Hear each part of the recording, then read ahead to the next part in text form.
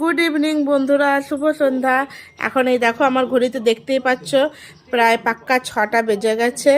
আর এই 6টা থেকে প্রায় 6টা নয়, 5:30 থেকে আমার এই বান্ধবী বলবে আমার একে তোমরা, এই যে আমার এই বান্ধবী মেহেন্দি প্র্যাকটিস করছে আমার হাতের উপরে। ওর পরীক্ষা ছিল কদিন ধরেই, তো সে কদিন ধরে প্র্যাকটিস করা হয়নি, তাই বলছে কাকিমা তোমার হাতগুলো একদম সাদা ফাঁকা খালি পড়ে আছে, তা আমি একটু মেহেন্দি আঁকবো। তা আমার একটু কাজবাজ বেলা করেই হয়েছে, দিয়ে খাওয়া দাওয়া করে একটু রেস্ট নিলাম, দিয়ে এখন ওকে আমি আমার এই যে হাত দিয়েছি। তো বলো, মেহেন্দিটাও এখন কমপ্লিট হয়নি, মেহেন্দিটা ও শুরু করেছে। তো এখন মেহেন্দিটা কেমন লাগছে অবশ্যই বলো।